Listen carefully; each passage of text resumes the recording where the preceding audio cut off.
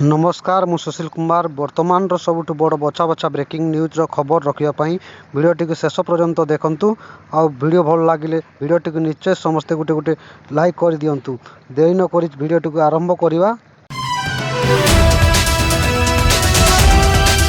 इलेक्टोराल bond माध्यम BJP पाई 7,000 कोटी निर्वाचन चांदा। इलेक्टोराल बॉन्ड सार्वजनीन होती मिलता सूचना मुताबक एकाकी बीजेपी को 6,986.5 कोटी चांदा मिली। केवल 2019-20 आर्थिक वर्ष में बीजेपी को सर्वाधिक 2,555 कोटी टंकार चांदा मिली। निर्वाचन आयोग मुताबक यह सूचना सामना को आसी। क्रम में कांग्रेस निर्वाचन बॉन्ड माध्यम 1,334.35 कोटी टंका चांदा मिलता बेले बीजेडी को 944.5 कोटी टंका चांदा मिली।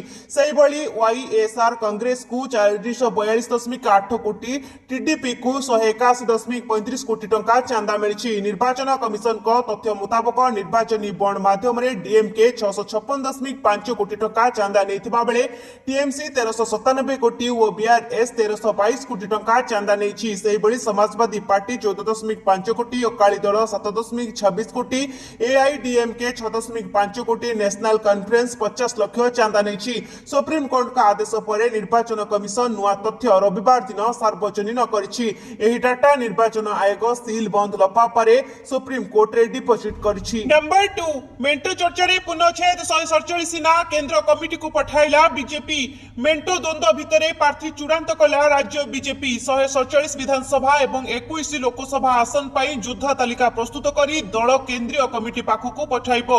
कोर कमिटी बैठक एवं निर्वाचन कमिटी बैठक में मानस मंथन सह भल संगठन एवं विजय संभावना थिबा प्रार्थी ना सर्ट लिस्ट करिसेंती दलर तुंग नेता। राज्य बीजेपी चूड़ांत कला प्रार्थी तालिका मोहर मारिबो केंद्रीय संसदीय बोर्ड। निर्वाचन बैठक में 147 विधानसभा और 21 लोकसभा सीट नहीं होइथिला मानस मंथन। तृणमूल स्तर निर्वाचन पर्यवेक्षक माने जे ना देथिले से सब उपरे विचार विमर्श करिथिला दलर निर्वाचन कमिटी। भल संगठन एवं विजय संभावना भली सब दिग को नहीं समस्त आसन रे प्रार्थी को ना सर्ट लिस्ट करा जायछि। नंबर 3 सरिला कांग्रेस रो भारत जोड़ो न्याय यात्रा। कांग्रेस चलाइथिबा भारत जोड़ो न्याय यात्रा शेष होइछि। मुंबई रे होइथिबा शेष न्याय यात्रा अवसर रे आयोजित साधारण सभा रे शामिल होइथिले बहु सहयोगी दल। ए अवसर रे कांग्रेस नेता राहुल गांधी कहिसंती देश रे हिंसा द्वेषर स्थान नाही। भारत भातृत्व बोधर देश। 2 मास पूर्व मणिपुर आरंभ होइथिबा यात्रा प्राय 6,700 किलोमीटर अतिक्रम करबा परे गतकाली शेष होइछि। मुंबई शिवाजी पार्क रे आयोजित समावेश रे विभिन्न दलर नेता माने जोग दैथिले। कांग्रेस नेत्री सोनिया गांधी और प्रियंका गांधी एही समावेश रे शामिल होइथिले।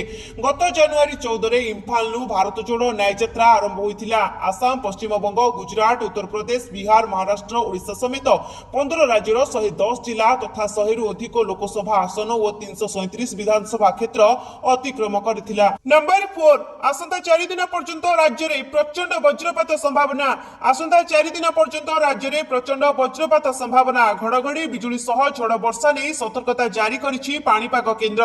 आसंता काली एवं 20 तारिख रे पड़िबो बड़ प्रभाव। प्रचंड बिजुली घड़घड़ी सह वर्षा नहीं आसंता काली पई 12 जिला को ऑरेंज अलर्ट जारी करा जायतिबा बेले 14 जिला को येलो अलर्ट जारी करा जायछि। प्रबल वर्षा सह वज्रपात पई कटक, खोर्धा, नयागढ़, अनुगुल, ढेंकानाल, बौद्ध, गंजाम, कंधमाल, कलाहांडी, बलांगीर, रायगड़ा एवं नवरंगपुर को सतर्कता जारी करा जायछि। एही सब जिल्ला रे 70 रु 11 मिलीमीटर पर्यंत वर्षा हेबा सह घंटा प्रति 40 रु 50 किलोमीटर बेगरे पवन बहिबो। एहा सह किछि स्थान रे कुआपथर वर्षा नै सतर्कता जारी करा जायछि। सेही बळी 20 तारिख रे 4टी जिल्ला कटक, खोर्धा, नयागढ़ एवं कंधमाल को ऑरेंज अलर्ट जारी करा जायतिबा बेले 5टी जिल्ला को येलो अलर्ट जारी करा जायछि। नंबर 5 महंगा पड़िला नकली ईडी अधिकारी परिचय दे ठकेई करबा। 2 भाई शंकर महापात्र और तारिणी सेन महापात्र को गिरफ्त कला एसटीएफ। 2 भाई 30 वर्षीय तारिणी सेन महापात्र एवं 27 वर्षीय ब्रह्मशंकर महापात्र देखा बेस संभ्रांत किंतु कारनामा सबु सीमा पार। एमिति सेमिति नुहे निजकु ईडी बा प्रवर्तन निर्देशालय ऑफिसर परिचय देउथिले। गोटे फोन कले कोटिए कमाइबार मास्टर प्लान प्रस्तुत करथिले। टार्गेट रे थिले आरटीओ, सब कलेक्टर, तहसीलदार। टंका दियो नहेले घरे पसी रेड करिबु, ईडी ऑफिस को डाकी चेरा करिबु कहि धमकाउथिले। पाखापाखि 300 जनकर तालिका प्रस्तुत करी रात राताराति कोटिपति हेबार स्वप्न देखिथिले। एहार भितरे 16 रु अधिक अफिसर को धमक देई लक्ष लक्ष टंका लुटि नेइथिबा जणा पड़छि।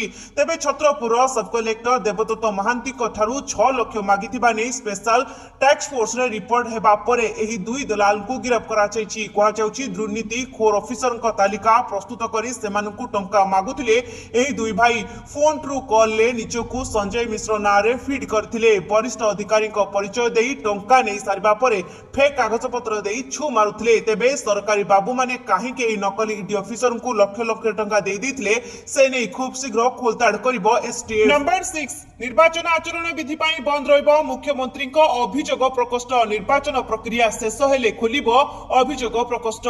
देश में साधारण निर्वाचन सहित ओडिशा रे विधानसभा निर्वाचन पाई घोषणा होईछि तारीख। निर्वाचन आयोग शनिवार एही निर्वाचन तारीख घोषणा करिसेंति।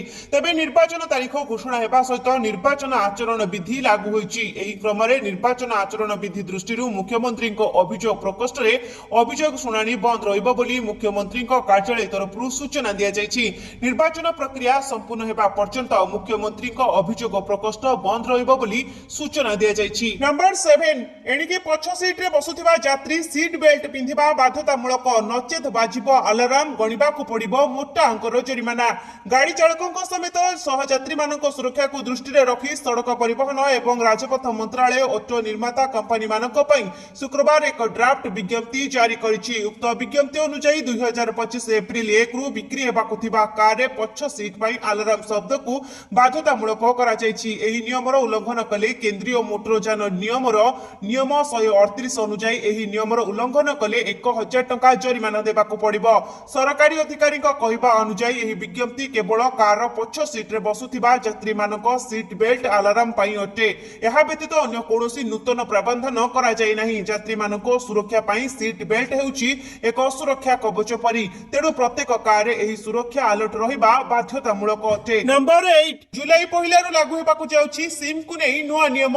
मोबाइल सिम कार्ड पई नूतन नियमावली जारी करा जायछि। Telecom regulatory authority of India द्वारा मार्च 15 2024 रे नूतन नियम जारी करा जायछि जहा जुलाई 1 2024 रु सारा देश रे लागू हेबो।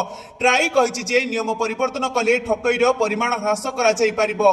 तथापि साधारण व्यवहारकारी को एही कारणरू समस्यार सम्मुखीन हेबाकू पड़ी पारे। नूतन नियम अनुसार मोबाइल व्यवहारकारी जो माने निजर सिम कार्ड अदल बदल करिसेंती सेमाने आउ मोबाइल नंबर पोर्ट करि पारिबे नाही।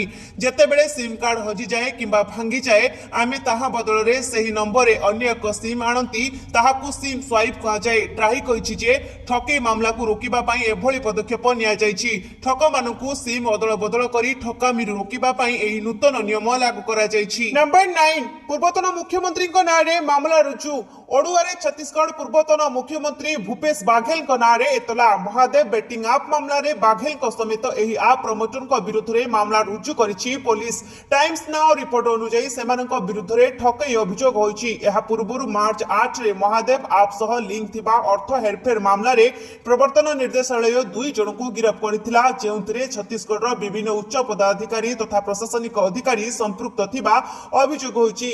गिरीश तालरेजा एवं सूरज चोखानी को ईडी मार्च 2 एवं मार्च 3 रे गिरफ्त करथिला। ईडी सेमानकु मार्च 11 पर्यंत हेफाजत को नहीं पचरा उचरा करिछि।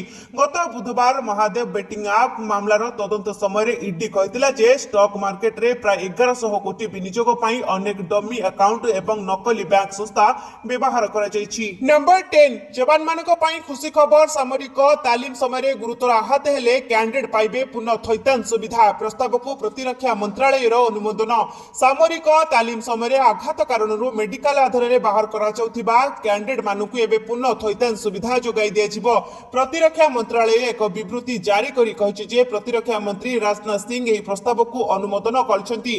तथापि एथिरे अक्षमता पेंशन किंबा ईसीएचएस सुविधा अंतर्भुक्त नाही। एथिरे किछि नाही जहा सेवा मुख्यालय सेना नौसेना वायुसेना सेमानक प्रस्ताव रे पठाइथिले।